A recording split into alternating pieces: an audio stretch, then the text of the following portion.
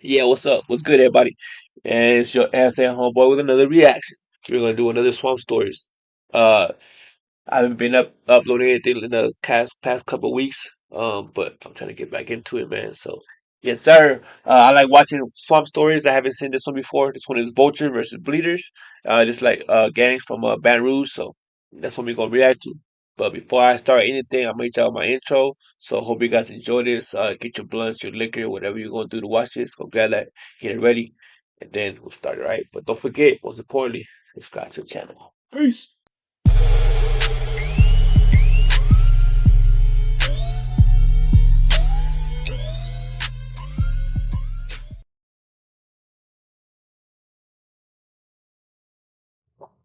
Alright, here we go, man. Song stories, Vultures versus the Bleedas.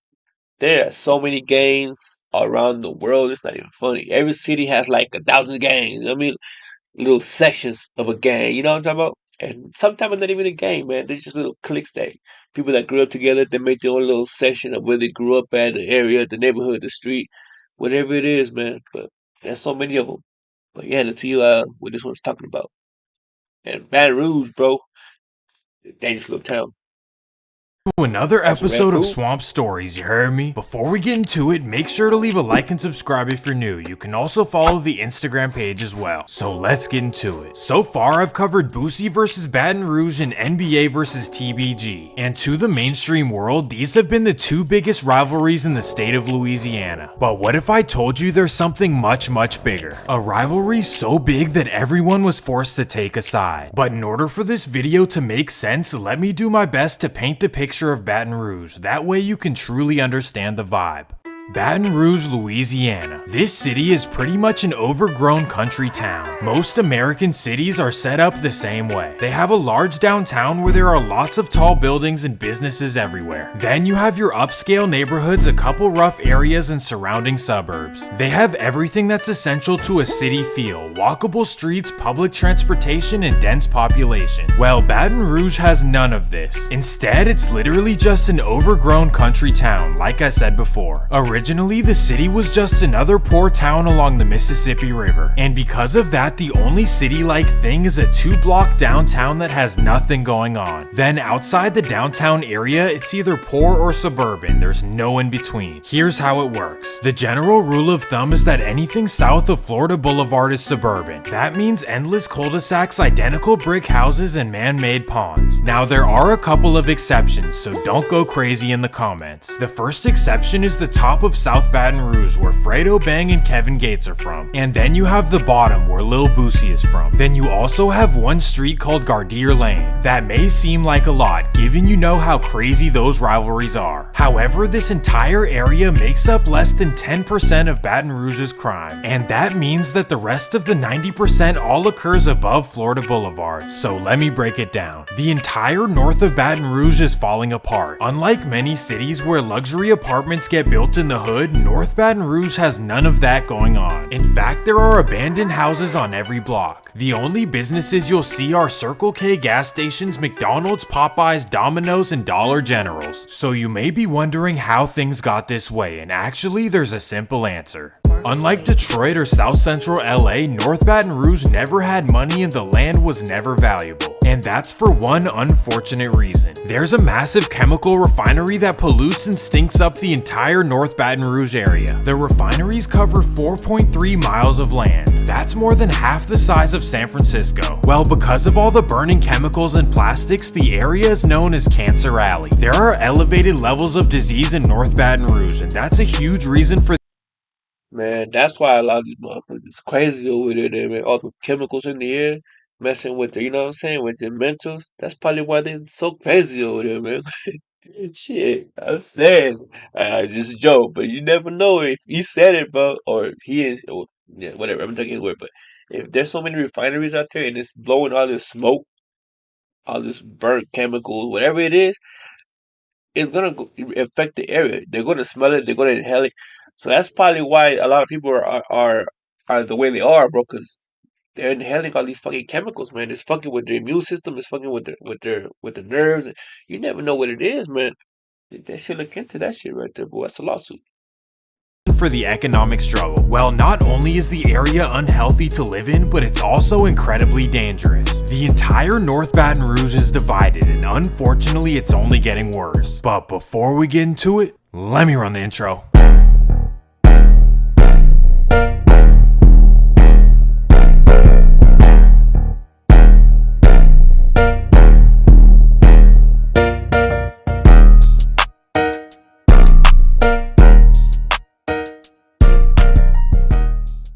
North Baton Rouge is a wild environment. Many of the residents grow up in circumstances that are hard to fathom for people from more upscale cities. Sure, yes, everywhere has their hoods, like we discovered in the San Diego video. But this is just a completely different level. The people here will look at the worst parts of California and think, wow, that looks amazing. But it's not only the poverty, it's also the way the residents have to live. It's the kind of place where laying low is nearly impossible. Everyone knows everyone and there's really nothing to do, especially for kids. And this leads to all kind of unwarranted conflicts that end up starting non-stop rivalries, with many of these rivalries being former friends turned enemies. Well, the area is pretty large and has various different sections. Since the 1980s, there's been a rivalry between Bankstown and Zion City. These are probably the two worst sections in Baton Rouge, located just across Highway 110. However, unlike LA or Chicago, Baton Rouge rivalries don't carry over generations, meaning that a kid growing up in Zion City can be friends with kids in Bankstown regardless of what the older generation has going on. Everyone is granted the respect to make their own decisions on who they're cool with and who they're not. Well, that's exactly the case for this video, and everyone involved was born no earlier than 1998. This is the new generation of Baton Rouge, so let's start off in 2014. At this time, all of the teenagers in North Baton Rouge were unified. Bankstown, Scotlandville, Zion City, and Glen Oaks teenagers all hung out together. However, this is Baton Rouge, so anything is bound to happen for no reason. And on March 24th, 2014, an altercation occurred between two groups. On one side was the Acres fam from Holiday Acres all the way on the north end of Baton Rouge. And on the other side was Jungle Music, a rap group from the Glen Oaks, Zion City area. Well, long story short, the rumors say that the two sides got into it after school. And because of this, one of the Acres teenagers was not happy. That would be a man named Nikedron Williams, also known as Scrappy. And after the situation, this guy wanted to send a message. March 28th.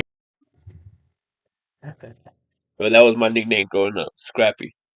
I used to fight a lot, bro, so they used to call me Scrappy, man. Oh, Scrappy. Eve to me is basically freedom. It's a giant open universe where you can do whatever. 2014. Yeah, they used to call me Scrappy, man, growing up. I used to fight everybody anytime. I used to get my ass beat a lot because I always fought like people that were like in groups, you know what I mean? I used to always get jumped, but I never fought. I hardly fought one-on-one fights, man. It was supposed to get jumped and shit, but I held my own. But Scrappy was my nickname growing up. All of the Jungle Music teenagers are at a birthday party in the nearby town of Baker. The Jungle Music rappers are performing with their friends and everyone is having a great time. But that's when Scrappy gets word of the party, which is not too far from his residence. So he instantly hops in his car and heads up to Baker. He arrives at 12 p.m. Ryu, this is crazy. Scrappy got 40 years Hey, after y'all taking still here? Y'all still watching? That's what I'm talking about. Hey, much love, much respect, man. Hey, you subscribe to the channel? Thank you. If you're not subscribed, take this chance. Hit that subscribe button for me one time. Let's get that 1K going, baby. Show your asses some love, man. Once This was again. the first incident where things got serious, and everyone in North Baton Rouge except Acres fam celebrated the life of Kimon and DeAndre. This meant that Bankstown and Scotlandville did too, which may not seem important, but eventually all of this will make sense. Another thing that will make sense is that DeAndre, also known as Crazy Trey, was best friends with Fredo Bang. But for now, let's focus on the fact that everyone was close friends for 6 years after this. However, all the friendship went to waste in 2020. Petty disagreements took place and everyone in Baton Rouge was instantly forced to choose a side. The former friends became enemies, so let me break it down. I'll simplify it by saying that there are two sides, the Vultures and the Bleedas. Man, it's crazy how it always happens like that. It's always friends that become enemies and they try to kill each other. Like, what made you guys become best friends, to the point where you want to see your best friend die. Like, you know what I'm saying? What kind of mentality do you guys have at this point? You guys did everything together, eat, sleep, you know what I mean? Mess with the same room, chicks, partying, everything. And then all of a sudden, it was probably between the girl. 'Cause it's always the girl's always the one that causes a lot of the violence, or like gossip. You know, like, oh, your boy is doing this. Oh, I heard your boy. I heard your. You know what I'm saying? Like other people putting shit in people's head, and it makes them start thinking different, and they just switch up on each other. But it's always friends that kill each other, man, and it's always between themselves where all the violence starts because your homie and then you have your group, your homie has his group, and then them groups don't like your groups, and it's stupid, bro. It just sorry, it's stupid. Bleedas. So let's start with the Bleedas. After Kimon passed away, his two younger brothers began rapping. They started a group called the Bleedas, and from there, everyone around them started using the name. The brothers go by Co-Bleeda and True Bleeda, and they're both from Glen Oaks. Then you have Zion City, who are located right next door. They're known as the 5400 Boys and are represented by TG Commas, who's the best rapper out of everyone. Then you have 5400 Dice along with 5400 Lucci. That's the Bleedas' presence in North Baton Rouge, but it doesn't end with 5400 Lucci. That's the of everyone. Then you have 5400 Dice along with 5400 Lucci. That says 4700 Lucci, not 5400 Lucci. I think he did that shit on purpose. See who catches that, huh? That's the Bleedas' presence in North Baton Rouge, but it doesn't end there, so here are their allies. Because Fredo Bang was friends with Crazy Trey, TBG are cool with the Bleedas side. You can often see them in each other's music videos. Well, TBG is located in South Baton Rouge around the Terrace Avenue area. Then also aligned with them you have 300. 300 consists of two neighborhoods, Mall City in North Baton Rouge and Gardier in South Baton Rouge. These are definitely two of the ugliest neighborhoods I've ever seen. Anyways, 300 is represented by the rappers Rel Bang and Taz 3Ds. And lastly, let's head all the way down the river to a small town called Convent, Louisiana. And here you have a section called 4Gs. They're represented by a rapper named 40 Glock U, and he's actually pretty hard. So that's the Bleedas side, and now let's cover the Vulture side. The Vultures are mainly located right across Highway 110 from the Bleedas. They have two neighborhoods known as Bankstown and Scotlandville. They're represented by the rappers You Know What It's Hitting For Vay and You Know What It's Hitting For Ka. And here's a picture of Vay with Kimon and the Bleedas in 2014. It's really wild that they were all once friends. Well, the Vultures allies list is pretty long as well. First you have Sherwood, located Oh, they got the weird ass name. Shit. And then they break it down and just put the letters, but they tripping. Folks supposed to know what that means. east of North Baton Rouge. These guys go by Six to Crew, and their main rapper is B-Way Youngie, who happens to be the younger brother of YB. And because of that, the entire NBA 4K Trey side rolls with the Vultures. That includes NBA Ben 10, who also happens to be cousins with the Vultures rappers. And lastly, you have the small town of Plaquemine, located across the Mississippi River from Baton Rouge. And they're represented by a rapper named P. Youngin. Everyone I just mentioned is as hard as they come, both in music and in real life. These are all people who you don't want to piss off whatsoever. There's nothing documented on how the rivalry actually started, but according to Reddit, it was boiling up for a couple of years. That meant that the friendships had fallen apart, but it wasn't serious enough to take action. However, since then, it has definitely progressed. With the two sides to the city, things are wild and out of control. The incidents take place all over the metro area. That means suburban areas, small towns, and freeways. And because of this, solving incidents is extremely difficult for local authorities. That also means that I'm not able to remotely scratch the surface, but here is what BRPD knows. It all started with a Vultures rapper named You Know What It's Hitting For Ka. His real name is Malika, and he has a reputation of being the ladies' man of Baton Rouge for obvious reasons. But don't be deceived by his good looks, because Malika is nothing to play with. In fact, in 2020, he went down for the passing of South Baton Rouge rapper BME Beezy. It turns out that Malika was allegedly caught with the baby mother and justifiably defended himself. To this day, they don't know whether he was set up by her or if the man was upset of him being with his girl, but all of that is just speculation. Either way, after weeks of investigating, his charges were all What I tell y'all, man, it's always about a girl, bro. Man, I ain't gonna lie to you. Women are not worth losing my life or taking somebody else's life or me having to keep my life but locked up for life. You know what I'm saying? There ain't no woman in this world worth that shit besides my mama and my daughters and shit like that. Other than that, no random ass girl that you gonna date, not even marry. You gonna do what you do with her a couple years. Yeah, y'all separate and then y'all gonna move on. Ain't no way in hell I'm gonna lose my life for no stupid shit like that, bro. Real shit. Dropped. But unfortunately, the same situation would possibly repeat itself once again. October 25th, 2021, 11 a.m. Malaka's at the Holiday Inn Motel in Mid-City. What he's doing there, we can all make an assumption. Well, this is a nicer part of town where you can kind of lay low and take a deep breath. So after a long night, he checks out of the hotel and heads to his car. But that's when a man approaches. Bang! How they knew his location is very sketchy because that's not a typical place to be. Someone would have to give you the drop. Either way, this was the first major loss for the Vultures and it definitely took the rivalry to new heights. However, this wouldn't be the end for them. October 28th, 2021. NBA Ben 10's right-hand man Mu Gotti is in his Sherwood Forest neighborhood, and that's when a car pulls up to West Catalpa Street. At first glance, this was attributed to the Bleedas, but according to Baton Rouge Reddit, that's completely wrong. None of this makes sense and I won't even try to figure it out. Either way, just 2 days later, the Vulture side would take another loss. December 2nd, 2021. NBA Ben 10 and his cousin Marvin, also known as Jug, are driving up I-10 from New Orleans to Baton Rouge. Well, as they pass the town of Prairieville, a car pulls up beside them. Bam!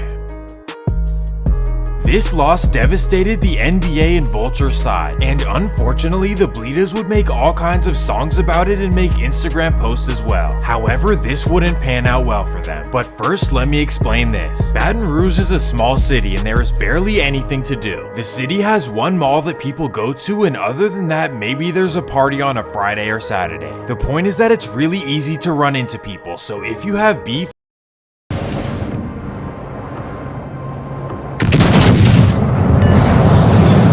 it's not smart to be out and about. And that takes us to February 25th, 2022. Rappers True Bleeda and Co Bleeda are at the Mall of Louisiana. And at this point, True Bleeda is doing numbers, most likely on his way to national stardom. So when he walks through the mall, everyone notices him. Well, after doing some shopping, True Bleeda and his friend Clifton Lindsay leave the mall. They get in their 2012 Chevy Malibu and head down Bluebonnet Boulevard. But that's when a Yo, my man, hey, I swear my boy has details, man. You know, the year of the car, the type of car they're driving on, the color, everything, man. My boy be doing his research, man. That's a true dude right there, bro. I don't know how to find all that shit out, man. I couldn't do no reactions. I mean, I couldn't do no fucking content creator like this, bro. I don't know how to even start off researching this shit, man. To know the color, the year, the you know what I'm saying? No, bro, the dates. I don't know any of that shit. car That's approaches. yeah. This was a major deal in Louisiana because True Bleeda was on the verge of making it big. So for now, his brother Co Bleeda and Real Bleeda are carrying his legacy. In fact, together, all three rappers TG Commas, Co, and Real are all potential stars if they play their cards right. Go check out a song called Go Back Inside by TG Commas.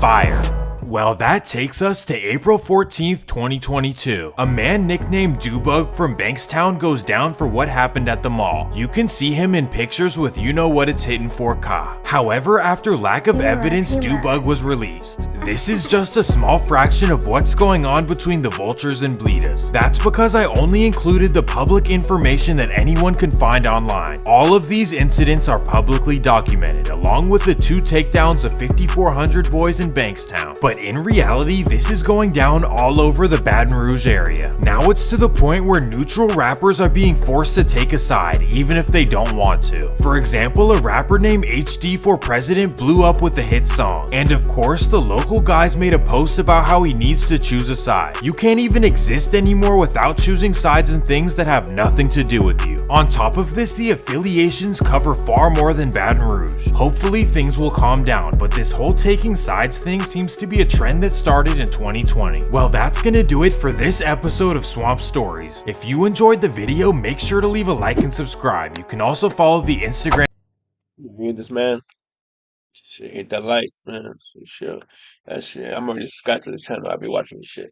But yeah, man, hey, I'm telling you, every city has its own set of problem kids, man. Because these kids these days are just wilding out, man. They just I don't know what's wrong with this generation, but it is what it is, bro. We can't do nothing. We can't do shit about it, man. But just hope that they don't get killed in the streets and they grow up to be like, damn, I used to do that shit back in them days. What, you know what I mean?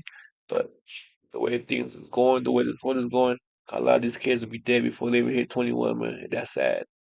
You know what I mean? But yeah, I like watching this dude right here, Song Stories, man. I like the way he tells his stories. Sometimes he be making fun of them.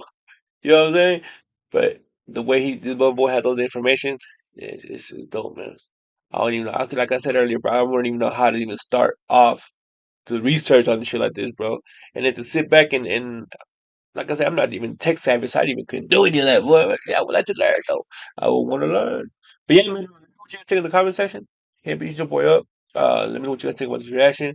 If you gotta live over there, man, does that refinery smell really do smell that bad, man? Let them know, fam. But yeah, until then, hit that subscribe, that like, comment, dislike, hit the notification, all that good stuff, man. And fuck your boy, man. Until then, I'm out. Y'all be that. That's all.